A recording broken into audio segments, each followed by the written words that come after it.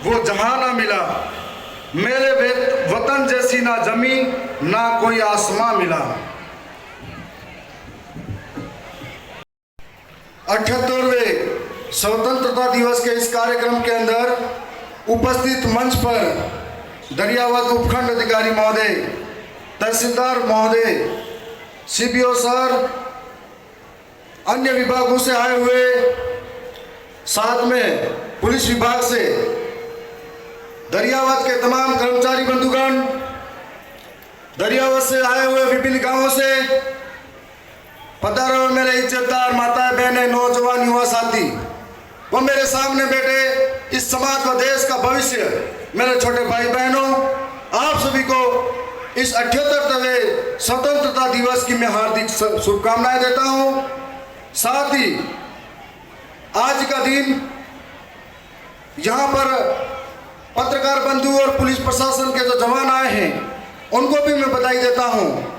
आज का दिन हम सब के लिए कई मायनों में महत्वपूर्ण रहता है। इस दिन के लिए या इस आज़ादी के लिए हमारे कई वीर जवान शहीद हुए थे। लगभग 200 वर्ष की औपनिवेशिक गुलामी के बाद में कई लोगों ने प्राणों की आहुतियां दी थी। कई नौजवान आज देश के लिए त्याग बलिदान दिया हुआ है।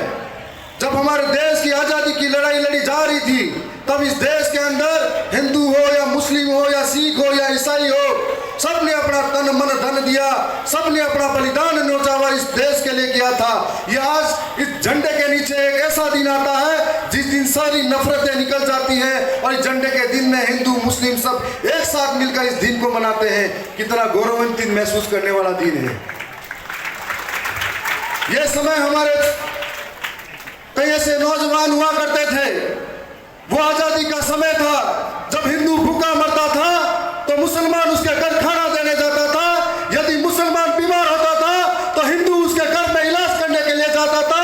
यह वो समय था जब अकबर की सेना में महान सिंह लड़ा करते थे और महाराणा की सेना में हकीम खां और राणा पुंजा लड़ा करते थे। यह वो समय था,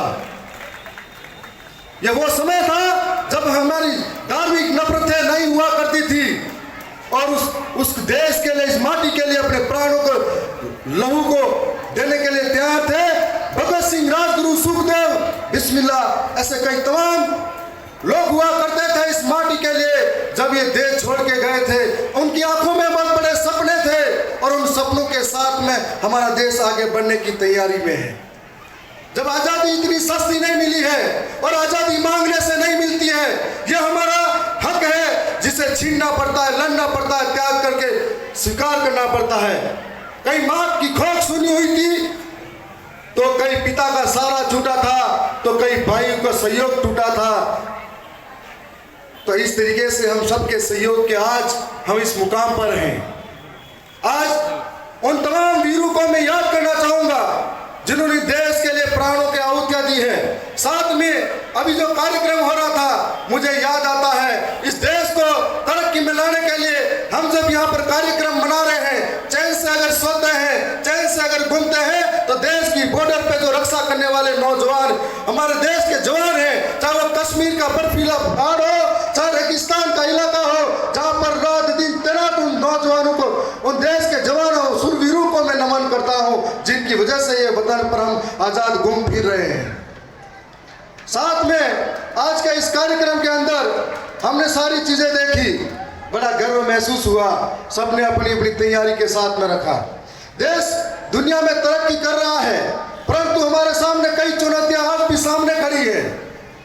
हमारे साथ महंगाई डायन का रूप ले रही है जिससे दिनों दिन हमारा गरीब पिछड़ा जा रहा है। भूखमरी, बेरोजगारी दिनों दिन बढ़ती जा रही है और देश के अंदर इस तरह के कई ऐसे अंधविश्वास, पाखंडवाद जड़े जमा कर बैठे हैं। भ्रष्टाचार हमारी नस नस में विराजमान हो चुका है। भ्रष्टाचार जैसे हर आदमी वही आदमी ईमानदार होता जा रहा है जिसको बेईमानी का मौका नहीं मिल रहा है। हम आज यहाँ सब खड़े हैं, एक दिन फेसबुक, सोशल मीडिया, इंस्टाग्राम पर सब तिरंगा और सब उसको पूरा रंग देंगे, लेकिन कल देशभक्ति मरने लगती है जब हमारी जेबों में भ्रष्टाचार बढ़ जाता है।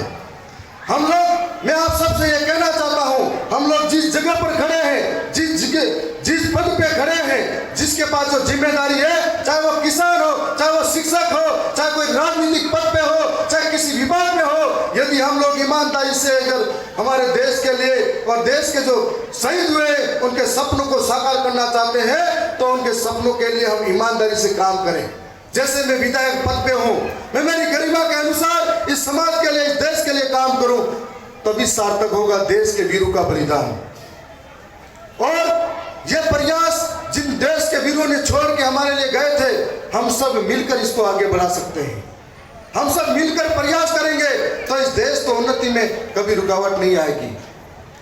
सरकारें आज पूरे भारत के अंदर बड़े गर्व महसूस होता है जब हर घर घर तिरंगा पहुंचता है। बड़ा गर्व महसूस होता है जब हर घर घर तिरंगा पहुंचता है, लेकिन साथ में एक दो नारे और जोड़ने चाहिए। हर घर रोटी, हर घर मकान, हर घर शिक्षा, हर घर रोजगार भी होना चाहिए, ताकि हमारे देश के अंदर कोई भूखा नहीं रहे। आज कितनी खुशी होती है ये सब देखकर। मैं यहाँ जो तमाम नौजवान बैठे हैं, यहाँ पर ट्राइबल बेल्ट के अंदर जितने भी लोग हैं, मैं उनसे कहना चाहता हूँ कि शिक्षा की ओर लौटो और जागरूक हो। हम लोग दिन में 1000 चीजें देखते हैं, लेकिन अपन समझते नहीं है कि हमारे लिए क्या उपयोगी होगी। हम लोग कई दूसरे कार्यक्रमों में हजारों बढ़ चढ़कर पैसा रुपया दान में देते हैं, लेकिन शिक्षा के नाम पर बारी आती है, हम फिर पीछे हट जाते हैं। हजारों किलोमीटर पैदल यात्राएं कर लेंगे, लेकिन बात अगर शिक्षा की आ गई है तो हम फिर पीछे हट जाते हैं। तो तमाम साथियों, नौजवानों से कहना चाहेंगे कि ये जो विद्या का मंदिर है, सबसे बड़ा यही है। यदि यहाँ से पढ़कर लिखने वाला बच्चा आगे जाएगा, आपके समाज और देश का नाम रोशन करेगा। साथ साथ में सरकार की योजनाओं के पीछे नहीं, अपनी हिम्मत शिक्षक बनेगा या कोई डॉक्टर इंजीनियर बनेगा तो अपना मकान खुद बनाएगा, अपनी रोजी रोटी का जुगाड़ खुद करेगा। जितने भी समाज के भामाशाह हैं, उनसे भी उम्मीद है कि आइए ऐसे पहल करें। जिन लोगों ने आज सम्मानित हुए उत्कृष्ट कार्य के लिए, मैं उनको बधाई देता हूं कि इसी तरह से समाज के भीतर जाइए। ये समाज आपसे बहुत उम्मीद लेके बैठा है। हम सब मिलकर इस समाज को बेहतर बना सकते हैं, इस देश को बेहतर बना सकते हैं। हर दिन का हमारा योगदान अच्छा होना चाहिए। आज 15 अगस्त है, फिर 26 जनवरी आएगी, हम 2 दिन देशभक्त बनेंगे। देशभक्त बनना है तो 24 घंटे बनो, हर दिन बनो। और आज बड़ा गर्व महसूस हो रहा है।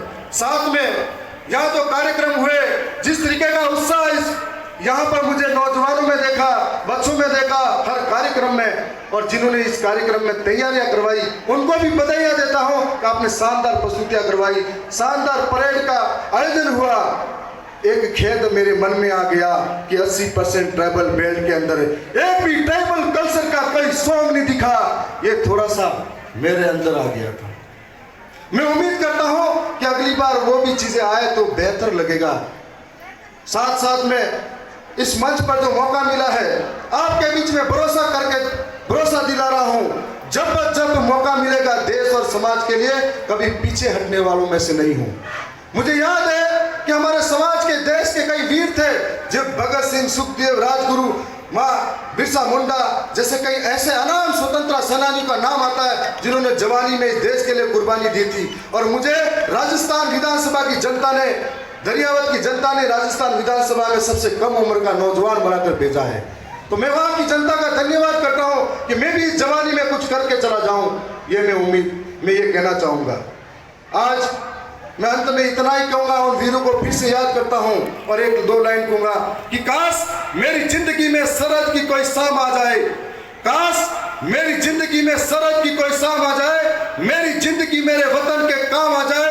न खौफ है मौत का, न आरज़ू है जन्नत की, मगर जब कभी जिक्र हो शहीदों का, काश मेरा भी नाम आ जाए, काश मेरा भी नाम आ जाए।